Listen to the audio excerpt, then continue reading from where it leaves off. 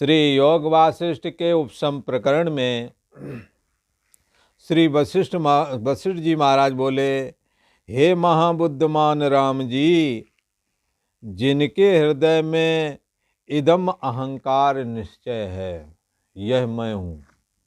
ये जो अहम बुद्धि है, जिसके हृदय में इदम ये मैं हूँ। और मैं कैसा हूँ? अरे मैं बड़ा ताकतवर हूँ, ये ताकत का अभिमान। मैं बड़ा धनी हूँ, ये धन का अभिमान। मैं बड़ा सुंदर हूँ, ये सुंदरता का अभिमान। ये जो इदम अहम अहंकार का निश्चय है, जो अहंकार का निश्चय है, ये और ये है तो बड़ा खतरनाक, पर जो इसको धारण करके संसार की वासना करता है, ये अपने आप में कोई वजूद नहीं है इसका। ये पानी में लहर की तरह ही अब सबके हृदय में प्रकट होता है, और धन के न होने पर ये गरीब बन जाता है, तो धन का अभिमान गायब हो जाता है। शरीर की ताकत खत्म हो जाने पर ये अपने को निर्बल मानने लगता है, ये अभिमान भी ढह जाता है, जैसे पानी में लहर डूब जाए। तो ऐसे ही ये जो अहंकार है, इदम अहंकार, जो ये अहंकार है, ये कैसा है? ये अपने आप में स्वतंत्र कोई वजूद नहीं रखता, पर जीवन को तबाह करने के लिए पर्याप्त है। तो यहाँ कहते हैं, महाबुद्धमान राम जी, जिसके हृदय में इदम अहंकार, ये मैं हूं ऐसा करके जिनका निश्चय है, और जो इस अहंकार रूप निश्चय को धारण करके संसार की भावना करता है, अर्थात संसार को चाहता है, अभिमानी है। लोग कहते हैं भगवान विष्णु का भोजन अहंकार ही है। किसी चीज का अभिमान मत करो, चाहे धन हो, चाहे रूप सौंदर्य हो, चाहे जवानी हो, चाहे शारीरिक बल हो, क्योंकि ये थोड़े समय का है। कोई भी चीज यहाँ ज्यादा समय नहीं टिकती, इसलिए इसका अभिमान हमें नहीं करना चाहिए। तो यहाँ कहते हैं कि इस अहंकार, एक तो अहंकार ये मिथ्या है, मिथ्या अहंकार का आश्रय लेकर के इसका अपना स्वतंत्र वजूद नहीं। धन की वजह से तुम धनी बोल रहे हो, कल को धन नहीं रहेगा तुम कहोगे गरीब है। इसका अपना कोई रूप आकार भी बदलता है, फिर हीनता वाला गरीबपने का अभिमान आ जाएगा। इसलिए इस अभिमान से हमें बचना है। जो इसको धारण करके संसार की भावना करता है, हे राम जी, उसको तृष्णा रूपी जंजीर से बंधा हुआ है ऐसा समझना चाहिए। और कलना से ये कलंकित है। कलना से कलंकित का मतलब इसके हृदय में कामनाएं भरी पड़ी हैं। ये कामनाओं के द्वारा इसका चित्त दूषित है। इसके अंदर धन पुत्र स्त्री आदि, मकान दुकान, धन ऐश्वर्य आदि सब कुछ चाहिए इसे। इसलिए ये इन्हीं कल्पनाओं से इसका हृदय व्यथित बना रहता है, इसका हृदय कलंकित हो चुका है। इसलिए श्री वशिष्ठ जी महाराज कहते हैं, ऐसे को तो तुम तृष्णा रूपी जंजीर से बंधा हुआ समझना, और कामनाओं से दूषित चित्त है ऐसा समझना। इससे हे राम जी, तुम, मैं और मेरा,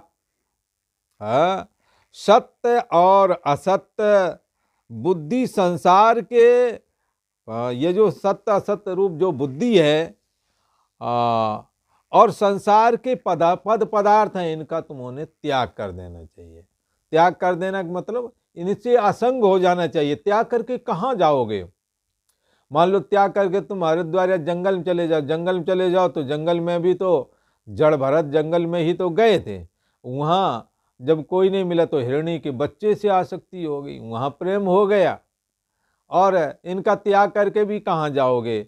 महिलाएं कहाँ नहीं मिलेंगी, कहाँ पुरुष नहीं मिलेंगे, कहाँ राग द्वेष नहीं मिलेगा। आ ब्रह्म भुवनानुलोका पुनरावर्ती नोर्जुनः मामुपेत तु कौन्तेय पुनर्जन्म न विद्यते। यहाँ से लेकर ब्रह्मलोक पर्यंत सभी जगह एक ही है। राग द्वेष ये हर जगह है, पर राग द्वेष थोड़ा कम और ज्यादा का फर्क है। वहाँ थोड़ा है पर है, यहाँ ज्यादा है, तो स्वर्ग में कम है। और पद पदार्थों की भावना भी यहाँ ये जो वासनात्मक पुरुष है इसको ज्यादा है, पर साधना आदि करके क्या होता है, अपने को निर्वासनिक बनाना है। तो यहाँ कहते हैं हमने करना क्या है, इससे ये मैं हूँ, ये मेरा है, तू और तेरा है, और ये संसार सत है, ये असत है, ऐसी बुद्धि जो पद पदार्थों के प्रति तुम्हारी बनी हुई है, ऐसे पद पदार्थों का तुम त्याग कर दो। ये पद पदार्थ संसार में सदा रहते नहीं है और किसी के कभी हुए भी नहीं है। इन पद पदार्थों के विषय में ऐसा कहते हैं कि या तो पद पदार्थ को ग्रहण करने वाले जो हाथ हैं उनकी ताकत घट जाएगी, या फिर पद पदार्थ ही नहीं रह जाएंगे। दोनों में से कोई एक होने वाला है हम सभी के साथ में। इसलिए हमने क्या करना है, संसार के पद पदार्थों के प्रति असंग हो जाएं, यही इन पद पदार्थों का त्याग है। हे राम जी, जो परम उदार पद है, परम उदार पद कौन है? एक देहो हम, देह रूपी पद है। एक जीवो हम, जीव रूपी पद है। एक आत्म पद, मैं आत्मा हूँ, मैं शुद्ध चेतन हूँ, ऐसा जो भाव है ये परम उदार पद है। इसको कहते हैं चैतन्यो हम। ये शुद्ध चैतन्य सत्ता मैं हूँ, ये परम पद रूप आत्मा ही मैं हूँ। ऐसा जो है ये परम उदार पद है। आत्मा से बढ़कर के और कोई श्रेष्ठ पद नहीं है। सबसे श्रेष्ठ पद कौन है? ब्रह्म पद, अति दुर्लभ कैवल्य परम पद। हे राम जी, सर्वदा काल में तुम क्या करो, उसी में स्थित हो जाओ। संसार के पद पदार्थों का त्याग करो, अर्थात आसक्ति का त्याग कर दो, और जो परम उदार पद आत्मा है सर्वदा काल में हर समय उसी में स्थित हो जाओ। अर्थात देह मैं हूँ, देहो हम भाव से हट करके ब्रह्मो हम भाव में स्थित हो जाओ। हे राम जी, बंधन मुक्त सत्य असत्य की कल्पना को त्याग के समुद्र के समान अक्षोभ चित्त स्थित हो जाओ, जिसमें कोई क्षोभ ना हो, ऐसा अक्षोभ पद। जैसे समुद्र में नदियां गिरती हैं, समुद्र को कोई क्षुभित नहीं कर पाती नदियां।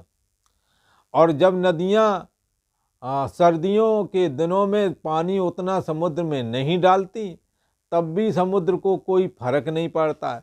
और बरसात में जब बहुत सारा पानी ले जाकर के समुद्र में डालती, तो भी इससे समुद्र को कोई बहुत बड़ा प्रॉफिट नहीं होता। इसलिए यहाँ कहते हैं बंधन मुक्ति, सत्य असत्य की कल्पना को त्याग करके समुद्र के समान अक्षोभ रूप जो आत्मा है, उसमें कामनाएं जाकर के कामना भी अकामना हो जाती है। ऐसा अक्षोभ चित्त होकर के, ये कैसे संभव है? जब चित्त में किसी तरह का क्षोभ ना हो। काय का क्षोभ ना हो? बंधन मुक्ति का, राग द्वेष का, पद पदार्थों की कलना का, संकल्प का क्षोभ ना हो। जब चित्त शांत चित्त हो, और शांत चित्त में अंतर्यामी आत्मा का प्राकट्य होता है। इसलिए शनैः शनैः उपरमेद बुद्ध्या धृति गृहीत्वा, बुद्ध्या धृति गृहीत्वा आत्मसंस्थम मना कृत्वा न किंचिदपि चिंतयेत्। धीरे धीरे करके अपने चित्त को शांत करे और अपने मन को क्षोभ रहित बना करके परम जो उदार पद आत्मा है उसी में स्थित हो जाना चाहिए। इसलिए यहाँ कहते हैं कि हे राम जी, सर्वदा काल में उस चैतन्य सत्ता आत्मा में स्थित हो जाओ। बंधन मुक्ति सत्य असत्य की कलना तुम छोड़ दो। ना तुम पदार्थ हो, पदार्थ जाल जितने भी हैं ये पदार्थ तुम्हारे द्वारा जाने जाते हैं, तुम जानने वाले इनको हो। इसलिए पद पदार्थ तुम नहीं हो, तुम्हारे द्वारा ये जानने में आ रहे हैं। इसलिए तुम पद पदार्थ जाल जो है ये तुम नहीं हो, और ना ये तुम्हारे हैं। यदि कहो तो ये ईश्वर के हैं, ईश्वर ने बनाए हैं, वो कह सकता है ये हमारे हैं, पर हमने तो कुछ बनाया ही नहीं, पर हम कहते हैं ये हमारे हैं।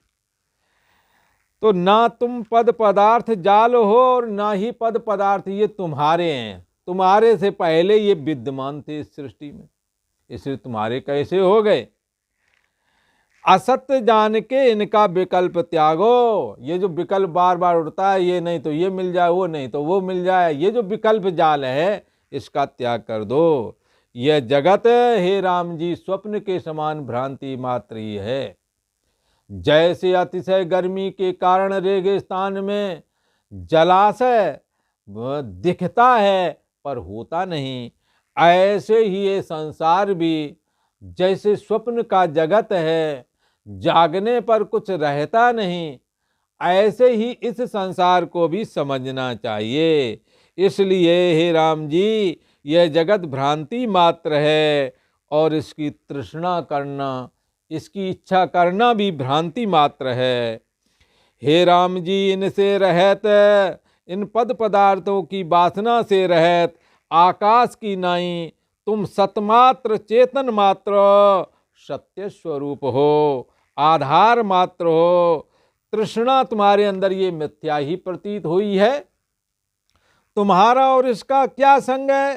हे राम जी जीव को 4 प्रकार का निश्चय होता है और वह बड़े आकार को प्राप्त होता है। वो 4 प्रकार का निश्चय चरण एक निश्चय बताते हैं, बोले एक चरणों से लेकर मस्तक पर्यंत शरीर में मैं बुद्धि होना, आत्मबुद्धि होना, ये एड़ी से लेकर चोटी तक जो ये पिंड है यही मैं हूं। और क्या निश्चय होता है कि इस शरीर, जो ये शरीर है जिसको मैं अपनी मैं मानता हूं, ये माता पिता से उत्पन्न हुआ है।